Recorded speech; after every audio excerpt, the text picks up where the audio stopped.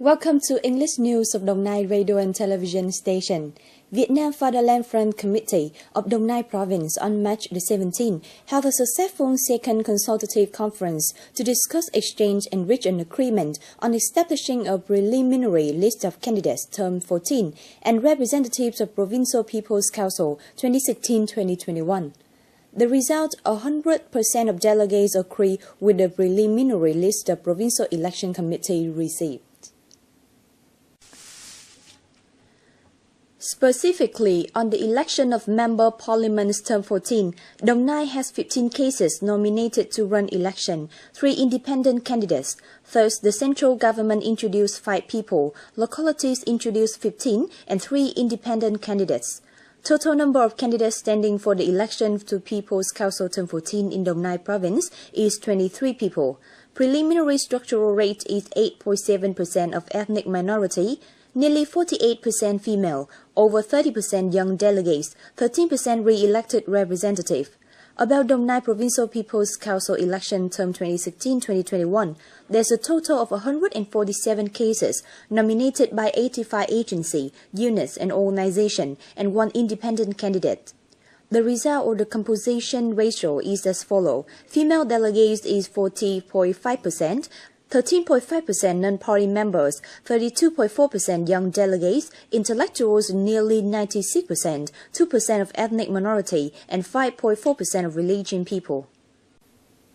The mission of the Steering Committee on Plans to Protect and Develop Forests in Đồng Nai Province had a meeting with the People's Committee of Vĩnh Cửu District. Planning Steering Committee for Forest Protection and Development of the local district on the inspection of forest protection work started in 2016 and the result of the work preventing and fighting forest fires in the rice season 2015-2016. Vĩnh Cửu District currently has a total area of 72,000 hectares of forest land, including 62,000 hectares of natural forest, 10 hectares of planted one.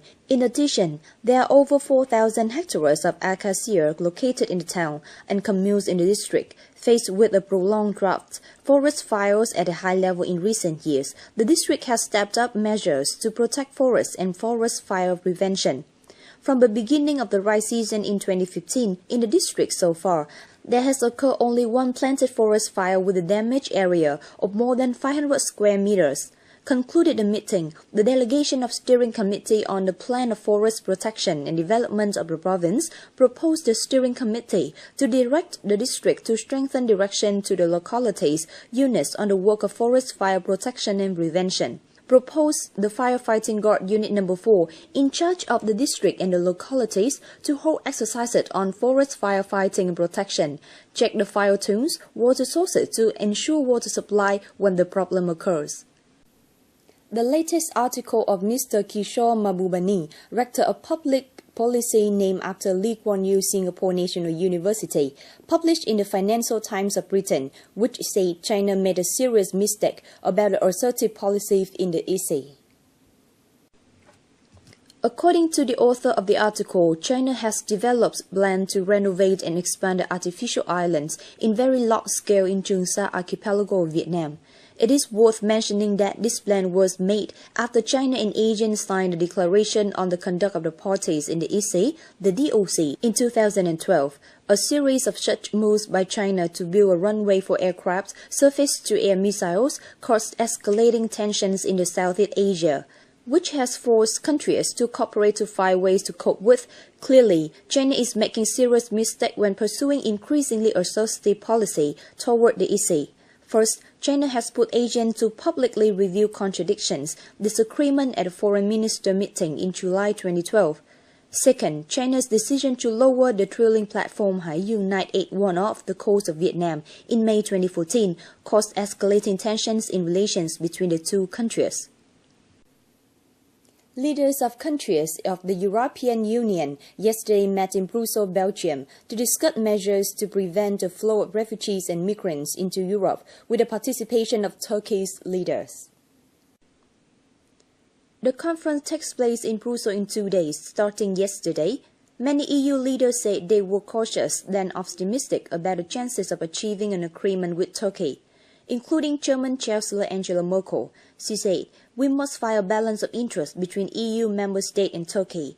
I absolutely believe that this can be done." For his part, Greek Prime Minister Alexis Tsipras said he looks forward to the EU and Turkey reaching a reliable agreement to try to prevent or reduce the flow of illegal refugees from Turkey to Greek islands. As recommended by agreement between EU and Turkey to exchange for measures to help curb migration wave into Europe, EU has to double the amount of financial support to 6 billion euros to 2018, as well as accelerate the visa exemption for citizens of Turkey and negotiation process of EU accession of this country. Thank you for your attention. Goodbye and see you tomorrow.